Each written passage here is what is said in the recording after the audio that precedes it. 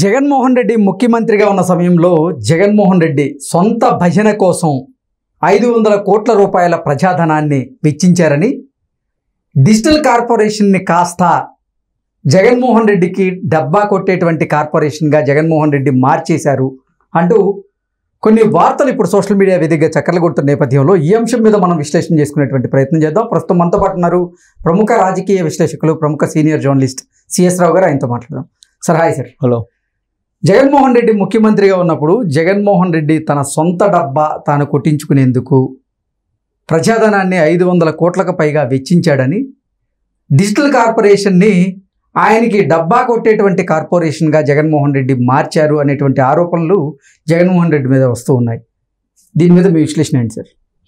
జగన్మోహన్ రెడ్డి ముఖ్యమంత్రిగా ఉన్న పీరియడ్ 2019 నుంచి 2024 వరకు, ఆ పీరియడ్ని ఒక దీన్నిగా తీసుకొని, ఒక సబ్జెక్టుగా తీసుకొని దాని మీద స్టడీ చేయాలి అనేది చంద్రబాబు నాయుడు చెప్తున్నారు. కారణం ఏంటంటే, చంద్రబాబు నాయుడు లాంటి 40 సంవత్సరాల పైగా సీనియరు 4 సార్లు ముఖ్యమంత్రి అయినా ఆయనకే జగన్మోహన్ రెడ్డి ఏమేమి కుంభకోణాలు చేశారు, ఎక్కడెక్కడ దాష్టికాలకు పాల్పడ్డాడు అనేది తెలుసుకోవడం కష్టంగా ఉంది. ఇప్పుడు ఆయన సొంత భజన కోసం జగన్మోహన్ రెడ్డి డిజిటల్ కార్పొరేషన్ అనేది ఒకటి పెట్టి సుమారుగా 500 కోట్ల రూపాయలు దానికి ఖర్చు పెట్టారని చెప్పి తెలుస్తుంది. ఆ 500 కోట్లు ఎందుకు పెట్టారని అంటే, ఐప్యాక్కి కూడా ఈ డిజిటల్ కార్పొరేషన్ నుంచే పేమెంట్లు ఇవ్వడం, తర్వాత వైఎస్ఆర్ కాంగ్రెస్ పార్టీకి సంబంధించిన క్యాడరు కార్యకర్తలు ఎవరైతే ఉన్నారో వాళ్ళని ఆ డిజిటల్ కార్పొరేషన్లో ఏదో ఒక పదవి ఇవ్వటం, వాళ్ళకి 2 లక్షలు 3 లక్షలు శాలరీ ఫిక్స్ చేయటం, వాళ్ళేమో ఆఫీసుకు రారు, ఆఫీసు అవసరం లేదు, ఎక్కడ కడపలోనో పులివెందుల్లోనో లేకపోతే ఎక్కడ కర్నూలులోనో ఉంటారు. వాళ్ళకి నెల 2 లక్షలు 3 లక్షలు జీతాలు ఇచ్చారు. అసలు ఉద్యోగులు ఎంతమంది, ఎంత జీతాలు ఇచ్చారు అనేది కూడా లెక్క తేలనటువంటి సిచ్యువేషన్. ఆ సత్యనారాయణ అని ఒక అతను ఆర్థిక శాఖకు సంబంధించినటువంటి మొత్తం కార్యదర్శిగా ఉన్నారు. ఇప్పుడు ఆయన పట్టుకున్నారు మొత్తం లెక్క తేల్చమని. ఈ ఆర్థిక అంశాల మీద శ్వేతపత్రం విడుదల చేయాలని చెప్పేసి ఆయనకు అప్పు చెప్పారు. దొంగకే తాళాలు అప్పు చెప్పినట్టు ఆయనకు అప్పు చెప్పాడు. అసలు దారుణమైన విషయం ఏంటంటే, అప్పు కోసం పోలీసులకు సంబంధించినటువంటి ఇవి ఉంటాయి కదా, సీసీ కెమెరాలు, అవి కూడా పెట్టి తీసుకొచ్చారంట. అది ఆ మధ్య కాలంలో సోషల్ మీడియాలో వైరల్ అయింది. అది వీడియో ఆ వైరల్ అయితే అది ఫేక్ అనుకున్నారు అందరూ, కానీ అది వాస్తవం అని చెప్పి ఇప్పుడు తేలుతుంది. సత్యనారాయణ ఇవ్వబోయేటువంటి శ్వేతపత్రంలో ఆర్థిక క్రమశిక్షణ లేకుండా ఏ విధంగా చేశారు, కనిపించిందల్లా నీకు పెట్టేశారు, తాకట్టు పెట్టారు. వైజాగ్ లో ఉండేటువంటి అన్ని సంస్థలను పెట్టేశారు, ఏ సంస్థలను మిగల్చలా, అన్ని సంస్థలను పెట్టారు. లాస్ట్కి ఆంధ్రప్రదేశ్ పోలీసులు ఉపయోగించేటువంటి సీసీ కెమెరాలను కూడా పెట్టారు. సీసీ కెమెరాలను కూడా పెట్టారని చెప్పి అఫీషియల్గా ఇప్పుడు తెలుస్తుంది. మొన్నటి వరకు నేను కూడా నమ్మలేదు, అదేదో ఫేక్ న్యూస్ అంటే సోషల్ మీడియాలో అనుకున్నా. కానీ సీసీ కెమెరాలు కూడా పెట్టి అప్పు తీసుకొచ్చారని చెప్పి తెలుస్తుంది. ఈ డబ్బులు సరే అప్పు తీసుకొచ్చారు, బాగానే ఉంది. అప్పు తీసుకొచ్చిన డబ్బులు రైట్ వేలో ఖర్చు పెట్టారా? పెట్లా.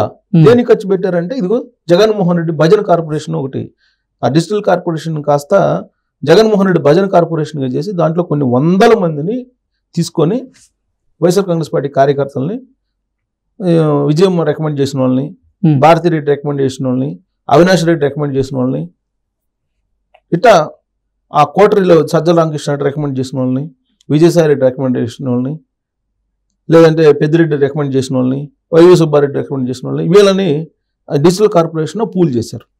పూల్ చేసి వాళ్ళకి 2 లక్షలు 3 లక్షలు శాలరీ ఇచ్చేసారు. శాలరీ ఇచ్చేసి ఇప్పటి వరకు పోషిస్తూ ఇచ్చారు. సుమారుగా 500 కోట్ల రూపాయలు. 500 కోట్ల రూపాయలు అంటే చిన్న విషయమా? 500 కోట్ల రూపాయలు అంటే పింఛన్దానికి పింఛన్లు ఎన్నో ఇవ్వచ్చు. 500 కోట్ల రూపాయలు పైగా ఖర్చు పెట్టారు అంటున్నారు. డిజిటల్ మీడియా కార్పొరేషన్ అని పెట్టి ఐప్యాక్కి ఆ డిజిటల్ మీడియా కార్పొరేషన్ నుంచి డబ్బులు డైవర్ట్ చేశారు అనేది కూడా వినిపిస్తుంది. ఐప్యాక్కి సంబంధించిన సిబ్బందికి కూడా ఈ డిజిటల్ కార్పొరేషన్ నుంచి డబ్బులు ఇచ్చేశారు. వాళ్ళు చేసే పని ఏమో జగన్మోహన్ రెడ్డి భజన. ఇప్పుడు ఆడదాం ఆంధ్ర అనేటువంటి కార్యక్రమం పెట్టారు కదా, లాస్ట్లో పెట్టి దానికి మొత్తం ఎక్కడి నుంచి డైవర్ట్ చేశారు డబ్బులు అని అంటే, ఐప్యాక్కి మొత్తం ఈ డిజిటల్ కార్పొరేషన్ నుంచే పెట్టారు. ఆ చెన్నైలో ఒక కంపెనీ, సూట్ కేస్ కంపెనీ పెట్టి ఆ సూట్ కేస్ కంపెనీకి పంపించి ఆ సూట్ కేస్ కంపెనీ ద్వారా నడిపారు. హైదరాబాద్లో కోకాపేటలో ఇంకో కంపెనీ పెట్టి దానికి పెట్టి ఫండ్స్ రిలీజ్ చేశారు. ఇలా మొత్తం 500 కోట్ల రూపాయలకు పైగా వాళ్ళు కేవలం డిజిటల్ మీడియా కార్పొరేషన్ అనేది పెట్టి, అది కేవలం వైఎస్ఆర్ కాంగ్రెస్ పార్టీకి సంబంధించినటువంటి హార్డ్ కోర్ క్యాడర్కి ఒక పునరావాస కేంద్రంగా మార్చేశారు దాన్ని. ఇప్పుడు డిజిటల్ మీడియా కార్పొరేషన్లో నువ్వు ఒక ఎంప్లాయీకి ఎంప్లాయ్మెంట్ ఇవ్వాలంటే మినిమం క్వాలిఫికేషన్స్ ఉండాలి కదా. ఇప్పుడు నువ్వు ఏదో మీడియాలో పనిచేసిన నా అనుభవం ఉండాలి, లేదా ఏ డిజిటల్ మీడియాలో లేదా డిజిటల్ టెక్నాలజీలో ఎంతో కొంత నీకు అనుభవం ఉండాలి. అవేం లేదు. జస్ట్ భారతీరెడ్డి లెటరు, లేదంటే విజయమ్మ లెటరు, లేదంటే ఆ కోటరీలో ఉండేటువంటి 10-15 మంది ఉన్నారు కదా, ఆ కోటరీ వాళ్ళు ఇచ్చినటువంటి సంతకాలను బేస్ చేసుకొని ఉద్యోగాలు ఇచ్చేసారు. ఇవి చాలక మళ్ళీ ఫైర్ డిపార్ట్మెంట్లో, మైనింగ్ డిపార్ట్మెంట్లో, తర్వాత ఎక్సైజ్ డిపార్ట్మెంట్లో అసలు ఎంతమంది, కొన్ని వందల మంది ఉన్నారంట. ఇప్పటికి కూడా రిజైన్ చేయకుండా వెళ్లకుండా ఉన్నోళ్ళు కూడా ఉన్నారంట ఇప్పటికి కూడా. ఇప్పుడు ప్రభుత్వం మారినా కానీ వాళ్ళు అంటే వాళ్ళకి ఏ డిపార్ట్మెంట్లో ఉద్యోగం కూడా తెలియదు. వాళ్ళ అకౌంట్లో డబ్బులు పడుతున్నాయి, నెల 2 లక్షలు 3 లక్షలు జీతాలు అయితే పడుతున్నాయి. అసలు ఏ డిపార్ట్మెంట్లో ఎక్కడ మనం పనిచేస్తున్నాం అనేది కూడా వాళ్ళకు కూడా తెలియదు. వైఎస్ఆర్ కాంగ్రెస్ పార్టీ కార్యకర్తలకు కూడా ఈ డిజిటల్ మీడియా కార్పొరేషన్ నుంచి కొన్ని వందల మందిని వాళ్ళు అపాయింట్ చేసుకొని అసలు నెలకి కనీసం 1-2 రోజులు కూడా రానటువంటి వాళ్ళకు కూడా కొన్ని లక్షల రూపాయల జీతాలు ఇచ్చి పెంచి పోషించి వైఎస్ఆర్ కాంగ్రెస్ పార్టీ కార్యకర్తల్ని పార్టీ కోసం పనిచేయించుకున్నారు అనేది ఇప్పుడు తెలుస్తుంది. అంటే ఇలాంటి పనుల్ని అసలు ఏ విధంగా ఎక్స్పెక్ట్ చేస్తారు? అసలు చంద్రబాబు నాయుడు అంత అనుభవజ్ఞుడైనా కానీ అసలు ఇలాంటివి కూడా చెయ్యొచ్చా అనేది జగన్మోహన్ రెడ్డి నేర్పించాడు. మామూలుగా పొలిటికల్ చరిత్రలో ఏ ప్రభుత్వ చరిత్రలో కూడా తెలుగు రాష్ట్రాల్లో ఇంత దారుణం చేసి ఉండరు. ఈవెన్ కేసీఆర్ కూడా తన అహంకారాన్ని దర్పాన్ని ప్రదర్శించారు తప్పితే ఇంత అడ్డుగోలుగా ఆయన కూడా చేసాడులే, కొన్ని చేసాడు, చేయలేడు దాంట్లో. ఇప్పుడు ఆయన కూడా కొన్ని సూపర్ న్యూమరీ పోస్టుల్ని క్రియేట్ చేసేసి రిటైర్ అయినటువంటి కురు వృద్ధులందరినీ తీసుకొచ్చుకొని పెట్టుకొని పెద్ద దందా నడిపాడు కేసీఆర్. ఆయనేమో వైఎస్ఆర్ కాంగ్రెస్ పార్టీ కార్యకర్తలని, క్యాడర్ని, హార్డ్ కోర్గా ఉండేటువంటి వాళ్ళని ఆయన అపాయింట్ చేసుకున్నాడు. ఈయన స్ట్రాటజీ ఏంటి? ఈయన క్రూరుదులు కదా, ఇప్పుడు ఆల్రెడీ 10 సంవత్సరాలు అధికారంలో ఉన్నాడు, వాళ్ళు రిటైర్ అయిపోయినారు 60 సంవత్సరాలకి. రిటైర్ అయిన తర్వాత వాళ్ళని పెట్టుకున్న తర్వాత ఇప్పుడు 10 సంవత్సరాలు అంటే 70 సంవత్సరాల పైన అయింది. ఈ అవినీతి కేసులు వచ్చినప్పుడు వాళ్ళు కొంతమంది ఉంటారు అసలు భౌతికంగా, కొంతమంది చనిపోతారు, కొంతమంది ఉన్నా కానీ ఏజ్ కాబట్టి పెద్దగా ఏమి ఉండదు. అదొక పెద్ద స్ట్రాటజీ కేసీఆర్ది. అక్కడ అట కాదు, వైఎస్ఆర్ కాంగ్రెస్ పార్టీ క్యాడర్నే ఇప్పుడు దాంట్లో ఇన్వాల్వ్ చేసి ఉద్యోగాలు ఇచ్చేసి కొన్ని 100 కోట్ల రూపాయలు మిస్యూజ్ చేశారు. 1000 కోట్ల రూపాయలు, 100 కాదు 1000 కోట్ల రూపాయలు మిస్యూజ్ చేశారు. దాని మీద ఎంక్వైరీ చేశారు అనుకో, ఇప్పుడు వైఎస్ఆర్ కాంగ్రెస్ పార్టీ లీగల్ సెల్లే ముందుకు వచ్చి మళ్ళీ కేసుల్ని ఫేస్ చేయడానికి రెడీగా. మరి ఈ 100 కోట్ల రూపాయలు ఎవరిస్తారు? జగన్ సొంత భజన చేయించుకోవడానికే కొన్ని 100 కోట్ల రూపాయలు పెట్టాడు. నాకు ఆశ్చర్యం ఏంటంటే, ఎన్నికల ముందు నేను తిరుపతి వెళ్ళా దర్శనానికి. నువ్వు 360 డిగ్రీలో ఎక్కడ చూసినా కానీ జగన్మోహన్ రెడ్డి బొమ్మ తప్ప ఎవరిది కనపడలా.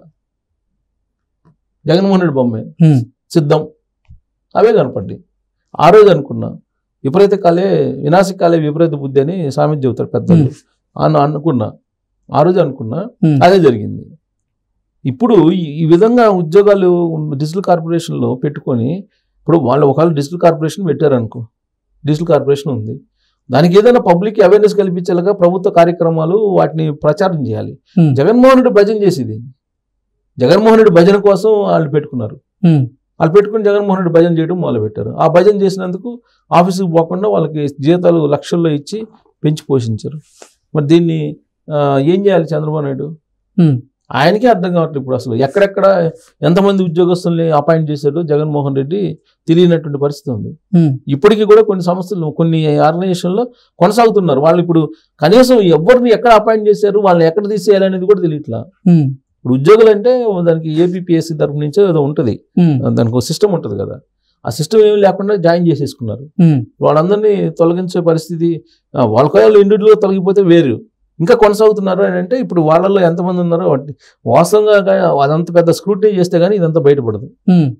డిజిటల్ కార్పొరేషన్లో కొన్ని వందల మందిని అపాయింట్ చేస్తారు. అంటే అసలు వాళ్ళ అకౌంట్లకి దేని నుంచి మనీ వెళ్తున్నాయి అది లేదు కదా. ఇప్పుడు అదే కదా సత్యనారాయణ ఆర్థిక శాఖ కార్యదర్శి, అసలు అది లేదు కదా. సొంత ఇంట్లో డబ్బు ఆడుకున్నట్టు ఆడుకున్నారండి. అది ఎవరికి ఎంత ఇచ్చారు, ఎక్కడ లెక్క చెప్తారు?